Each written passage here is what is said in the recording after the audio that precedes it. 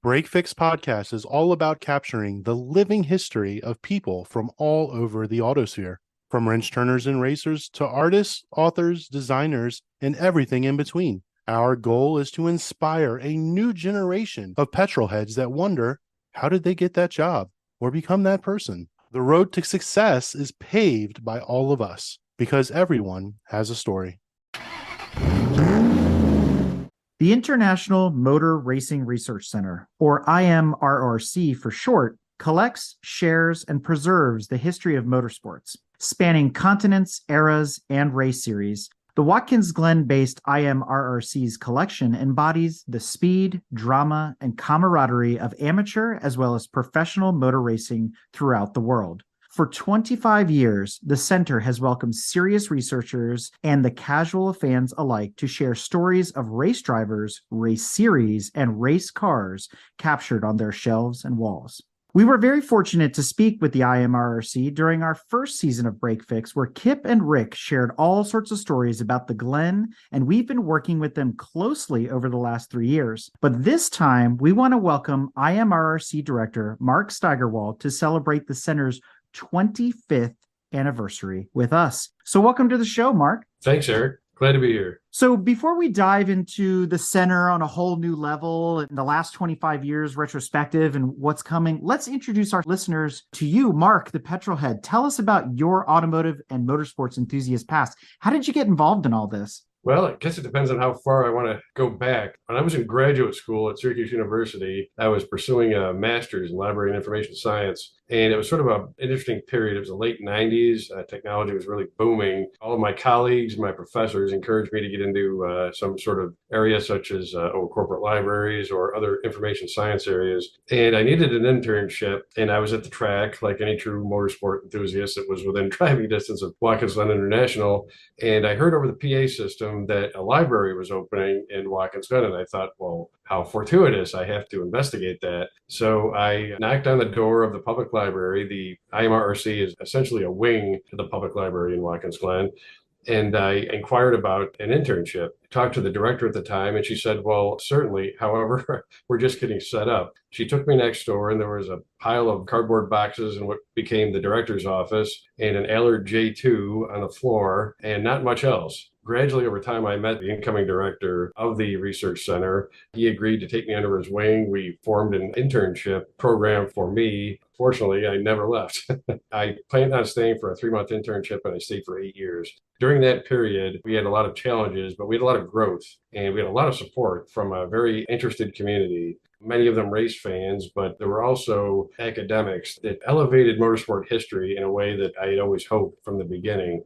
Motorsport as a legitimate study for scholarship really made sense to me. And fortunately, it wasn't really a hard selling point. 25 years later, we're still helping authors with books. We're helping the curious of all age groups and just the casual browser, as well as the aforementioned author, even a few filmmakers out there too. So it was gratifying work for that initial 8 years. During that 8-year period, you actually evolved from intern to director at some point. So take us on that journey. How did that happen? Our core collection was our library. So the library migrated in a smaller form from the public library, and it grew by leaps and bounds. So we accepted donations of motorsport and general automotive books, and we quickly filled our shelves. So my degree was sort of a natural fit there. Meanwhile, we were starting to acquire manuscript materials, personal papers, diaries, photo collections, film collections, all sorts of materials that document motorsport that you would expect. I think what we didn't expect was the sheer volume of material that came, as well as the quality too. So all this material had to be cataloged, had to be organized. We had a very small staff, a couple of volunteers and myself, as well as the director at the time. Our services grew, as did our complexity and our professionalism.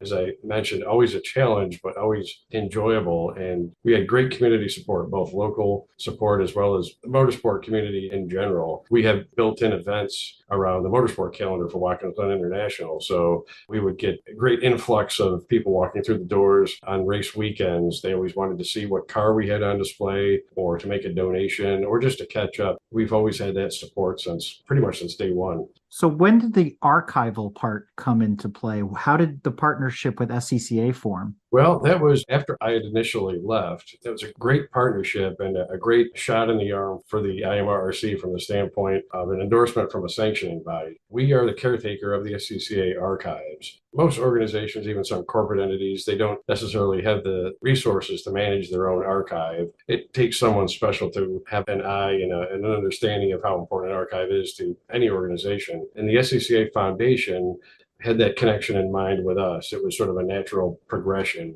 We have a display case in the center that recognizes SCCA accomplishments. That was perhaps the genesis of that idea. But we've always had close relationships with the SCCA. A project now that I essentially adopted a year or so ago, managed by our head archivist, Jenny Ambrose, is really a fairly large undertaking. We're certainly up to the challenge. It's a lot of material. I believe, according to our research assistants, we are up to the letter C in the alphabet going through driver's files. And that's, I believe, 40 record boxes just from A to C so far. Massive amount of material and a collection that's actually getting used quite regularly. I believe about 50% of our research inquiries are centered around that material currently. So it's gratifying all the way around. And the foundation is, as I said, a great partner in this and a supporter of the program. Absolutely. And we've leveraged the center as well ourselves for researching guests on our show, especially for things like the golden era of sports car racing, where I've called up and said, hey, do you have a profile on so-and-so? And it's not necessarily all SCCA material. This was Camel GT, IMSA, depending on what you're looking for. To your point, if you're writing a book or putting a movie together, or in our case, putting together podcast episodes, interviewing these drivers,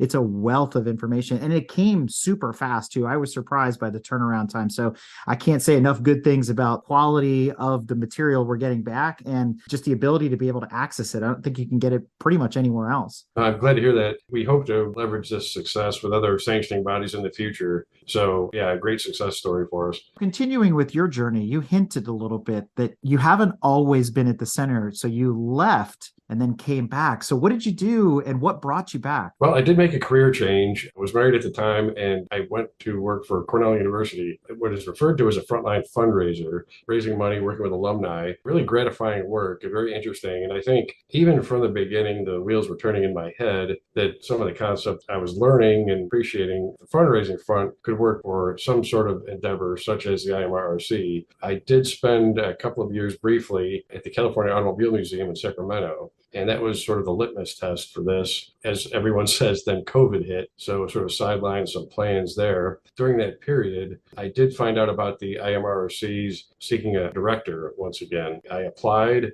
Gratefully, I was chosen for the position. A lot had changed over the years. The mission had stayed intact, but the level of professionalism had certainly gone up. And I was pleased and proud and glad to be back. Initial 8 years I was there at the center was a formative period for our collections. A lot of relationships were really established back during that time that are still in place currently. Meanwhile, collections have grown, awareness has grown among the motorsport community. So we hope to just continue that upward trend. So you talked about building relationships. There's a special one within the halls of the IMRC. I know you're very close with the Artzinger family. So do you want to talk about your relationship with Michael and Duke and the rest? Yes. So back when I had begun, I was fortunate to meet Gene Artzinger, who was one of the key players in the formation of the IMRRC. Jean was a proponent of the public library and the collection, as well as racing, by virtue of her relationship with her husband, Cameron, the founder of post-World War II road racing in America.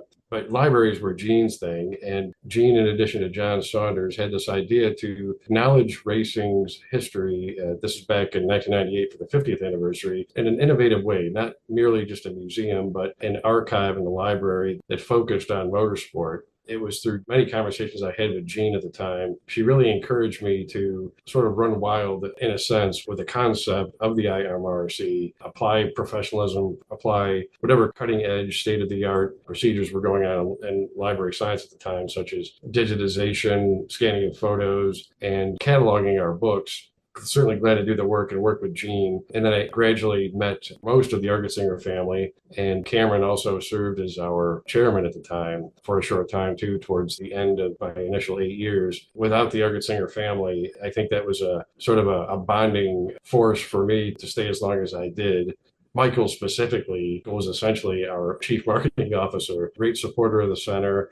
He also had his day job, but then as he became an author, I was always fortunate to work on his book projects with him, working on images, occasionally editing. It was always enjoyable working with him as well. What's really special about the Argett-Singer family, and you kind of hinted to it, was talking about the 50th anniversary of Watkins Glen in 1998. They're one of the founding families of sports car racing in the United States because it's centered, grounded, and born there in Watkins Glen. We talked about that on the original episode with Kip and Rick. Watkins Glen is a special place, and the IMRC is just a part of that whole story. So it's pretty incredible. Oh, no, exactly. A famous family. And to see within Watkins Glen, post-war road racing on the streets, on public roads, an interim circuit, and then the current circuit location. And then the series. We had NASCAR early on, 57 and 64 and 65. And then again, obviously in 88, and then through current times, and Formula One for a spell. Pretty much it's a who's who of racing for several decades, and that legacy continues. A lot of things changed during COVID, and you mentioned that things changed. Let's remind people of what was and what's coming back and how COVID changed the way the center is doing business today and what's transpired over the last 3 years since that all took off.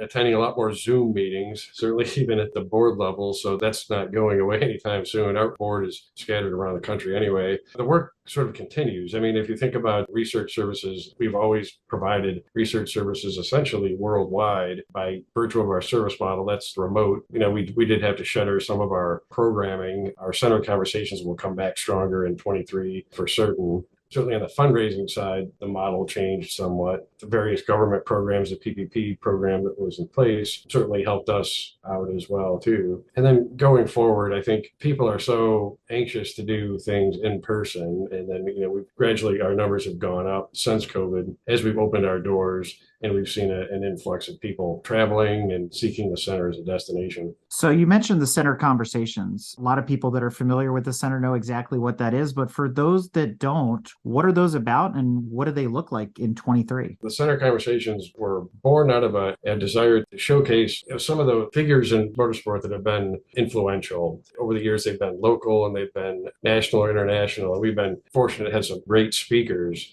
We had, off the top of my head, I can remember Dr. Fred Simeone, for example. I can remember Lynn St. James, so many others. And then our local drivers, for example. And we focused on several different aspects of racing history. So from the business side, from the driver standpoint, from the crew chief standpoint, these are all archived at the center currently. These were always free of charge. Occasionally we had refreshments, for example. And our crowds would vary in size. You were up and close and personal with a motorsport personality in an intimate way that it's rarely encountered. Now it's podcast, but this series continues. We're launching a schedule, and I believe we've got 4 speakers set up for 2023, but we'll probably backfill with additional speakers as well. And then there is the symposium, the big one. It's sort of like put all the conversations together in one 3-day event. Let's talk about the symposium, new and improved, starting in 22 Yes. going forward.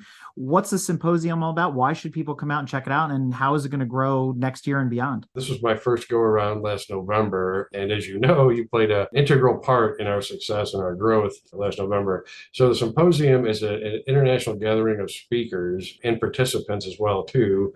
Again, free and open to the public on a number of motorsport topics. So this elevates the center conversations to the true scholarly level. We had some great subject matter last year, wonderful topics, a range that would appeal to any motorsport enthusiast, and an opportunity for Q&A from an audience, and this year even live streaming. We hope to continue that again this year. I'm sure we'll have another great slate of speakers as well as growing our audience. We have a partner in all of this, and that's the Society of Automotive Historians. Without them, we could not do what we do. The SAH has a long and storied history of pulling together similar type symposia across the country. So we have a great partner in the SAH, and now the GTM, we're doing great as well too. So again, we've elevated our center conversations to a scholarly level, and motorsport deserves it. no end of topics from 30s era racing, any sort of pre-war topic that you can think of, all the way up through current e-racing. That's right. And I'm glad you brought up the SAH. I'm a member of the Society of Automotive Historians myself. I've been working with them, since the symposium. We got some ideas brewing and things like that. And obviously we have our co-branded, co-sponsored content by both the IMRRC and the SAH that we're replaying through Break Fix throughout the year. So if you weren't at the symposium, you didn't see the YouTube or the Twitch live stream, you can actually catch these as episodes throughout the year, continuing into next year. So fantastic stuff. And I look forward to, continuing to work with you guys on this, because it's not only the living history, but it's also the past. There's a lot of things and subjects and topics that people are interested in, that there's this wealth of knowledge out there, and it's getting it in front of people. That's really, really important. I'm glad you are able to facilitate this through the symposium and the center conversations. Oh, exactly. And we're able to capitalize on current topics too. I mean, women in motorsports has been a fairly common topic in some sense over the past few years, but I think we've just scratched the surface of some of the pioneers, especially pre-war. More and more of these stories and these women are coming to the forefront in terms of their exploits. So it's really gratifying to see this level of scholarship applied to that subject specifically. Since you brought a lot of fundraising techniques back to the IMRRC during your hiatus, let's talk about the annual raffle. How does that work? Why is it important? How do you guys select the car that you're raffling off? Maybe what's the next pick, if you can reveal that little spoiler? As a 501c3, we essentially raise all of our own operational funding. The core of that is an annual membership campaign. We're very fortunate. This year, we will have Brian Redmond as our sponsorship chair. We always choose a sponsorship chair that helps to sort of spread the message to a group, indicating how important it is for our work to continue and how it continues with the support of fans like them. We have a great campaign at the beginning of the year that helps to launch a theme for us throughout the year. This year, it's our anniversary. So, we're fortunate to have that sort of hook. And complementing our membership is our sweepstakes. That's something that began as a raffle car, a straight up raffle. A sweepstakes model is slightly different, wherein there's really no limit on so-called ticket sales. We've had a C8 Corvette for the past 2 years, quite successful. And this year, I'm not quite certain what we'll have. It'll launch shortly. Again, an important component for our fundraising. And again, C8 Corvettes have been very popular for us. And we've had other cars in the past. We've had vintage Porsches and Ferraris. So always something interesting that gets our audience's attention. Let's talk about the 25th anniversary celebration. What have you got in mind? Is it going to be a big party? You got something locked down? Well, officially, we will have a party that we're still pulling the elements together for on September 28th. We're choosing that date because it's a Saturday. It'll be the spiritual anniversary for the very first Grand Prix in 1948 for Watkins Glen. That also dovetails with the 75th anniversary of racing in Watkins Glen. That's our somewhat arbitrary date to celebrate. But throughout the year, we will pick other opportunities to promote our own history. We've had several of our fans and supporters come forward congratulating us on 25 years already. So we're grateful for that. And some are being extra generous with their annual membership. So we certainly appreciate that. If you're interested in going to the 25th anniversary celebration of the IMRRC, look no further than racingarchives.org. All the details should be up on the website shortly. But this is also a big year for motorsports, too. I don't want to eclipse your celebration or the 75th of the Glen, but it is the 100th anniversary of the first running of Le Mans. So any thoughts on that, Mark, as a sports car fan? From a personal standpoint, Le Mans is an incredibly important event, and certainly from the manufacturer standpoint, but it's world-renowned. It's the race that everyone thinks about. It was immortalized in a movie starring Steve McQueen. It's featured in Michael Kaiser's movie Speed Merchants. I'm dating myself somewhat, but then as Le Mans has evolved, it still has never lost any of its luster. I mean, there was during the 50s, there was a tragedy, unfortunately, that could have really stymied motorsport development, but it did not. Le Mans is the great international road race for certain. So certainly we will have exhibits and displays at the center celebrating Le Mans history. Any allegiances, any loyalties that you'd like to share? Do you have a brand that you're rooting for? I shouldn't show bias, but I've always been a Porsche fan for various reasons. It's easy to say that, but it depends on where your history comes from. For me personally, it was an experience with a 356 Porsche. My father wasn't really that mechanically inclined. He worked on his own cars, but the one car he thought he would want to turn a wrench on if he could would have been a 356. So that sort of stuck with me. And then I've never owned a Porsche. Driven several 911s and a 928. So the mystique has always been there, and it continues to this day for sure. sure. So thoughts on the 963, the new LMDH prototype? Gorgeous car, technologically advanced, of course. I certainly would wish Porsche luck. Competition is stiff these days too, and technology evolves ever quicker. So, what a gorgeous machine, no doubt about it. So since we're talking about Porsche and you're a racing fan, what do you think about them potentially, allegedly, making a jump into Formula One? I'm glad you asked. I personally would like to see it. Formula One is really enjoying a crest of popularity right now. I, for one, don't want to see it dissipate in any way. And I think Porsche could really mix up the field. I think it would be terrific. 25 years in the bag. What does the next 25 years look like for the center? Do you have any future plans? Anything you can share? Some teasers, maybe? The center has certainly been growing by leaps and bounds. Probably not unknown that we've always been a little pressed for space. We always have a significant racing car on display, and the library has sort of gradually grown. Anybody who sort of stops in semi-annually over the past few years has seen that. But the collections themselves, film and photo, as well as a periodical collection, which is, I believe, over 10,000 volumes at this point, continues to grow. So we are in need of additional space. So we're looking at options, but we have purchased property on Franklin Street, the main street in Watkins Glen at the north end. It gives us a pretty good footprint, and we are currently working with an architectural firm around expansion plans. So there's an awful lot of work that needs to be done beforehand. The overall building design, the functions that it will contain, a lot of work that needs to be done, but we have an opportunity to expand in our anniversary year. Motorsport deserves it. So we want to take that leadership role on, like we've done with the SCCA, and push forward. We used to say when we first started 25 years ago or so, for the first few years, so many of our donations were about people cleaning out closets and basements and attics. That still goes on, but as we've expanded and as we've honed in on primary resource materials, a lot of that material is out there now, and it's still somewhat within a musty corporate archive. It's not being utilized. We offer that management option of professionally archiving and making resource material available for researchers. It could be as simple as a copy of a photo, but it could be more in-depth. Since I've been back over the past year, I've touched base with a couple of authors that I recall helping 15, 20 years ago that are still at it, writing authoritative books on motorsport. We're still helping them with their research. So very gratifying work. It continues, and I can't personally see an end to the need for this. So we do need to expand, and we're addressing that now. Congratulations. I mean, well deserved. And I'm looking forward to the move-in date, to come check it out, come on tour. So what's going to happen to the old IMRRC? Is it going to just be reabsorbed back into the library, or will it have a function still? We'll continue operations there, certainly for the foreseeable future. We might repurpose that space in some way. Certainly it serves us well for office space. We might have quieter space for researchers to work. It's sort of an evolving project for us, depending on how we'll continue to utilize that space and what the new space will look like. So Mark, with that, any shout outs, promotions, or anything else you'd like to share that we didn't cover thus far? Well, I would just encourage everyone to certainly visit us on the website, but visit us in person as well, too, on race weekends. We will expand our hours to being open on Saturdays and race weekends. In the past, certain race weekends, we might be open the entire weekend, but always call ahead if you're making plans. But Saturdays on race weekends are given in 2023.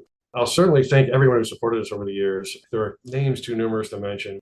I should remind everyone we have a really dedicated governing council made up of leaders in motorsports, as well as a local contingent too.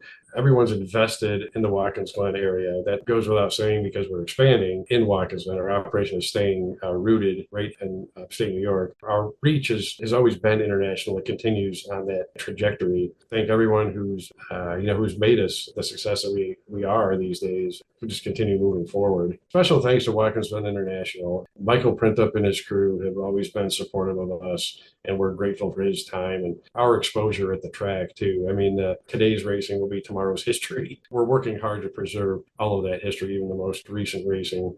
To learn more about the International Motor Racing Research Center, check out their website, www.racingarchives.org, or follow them on social media at IMRRC. And if you happen to be in town, post-race or beforehand, stop by the center and meet up with folks like Mark and Kip while you're there. And if you'd like to get in contact with Mark and be part of the next 25 years of the center's growth, reach out to him via email at mark@racingarchives.org. Mark, I can't thank you enough for coming on the show. And, I appreciate the partnership that we've grown over the last couple of years. And I look forward to continuing working with the IMRRC and being part of the next 25 years and celebrating with you guys this year. So it's fantastic. I mean, you guys are second to none. There's really nothing else out there like this, especially for automotive historians like myself and others that are looking for answers and looking for our haven, our place to go. So thank you. Thank you for everything you guys do. Oh, well, thanks, Eric. We really appreciate the opportunity. And yep, come in and see us when you can.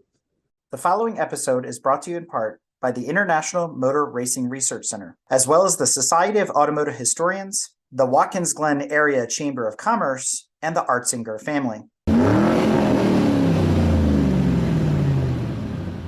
If you like what you've heard and want to learn more about GTM, be sure to check us out on www.gtmotorsports.org.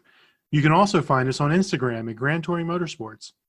Also, if you want to get involved or have suggestions for future shows, you can call or text us at 202-630-1770 or send us an email at crewchief@gtmotorsports.org. We'd love to hear from you. Hey everybody, Crew Chief Eric here. We really hope you enjoyed this episode of Break Fix, and we wanted to remind you that GTM remains a no annual fees organization. And our goal is to continue to bring you quality episodes like this one at no charge.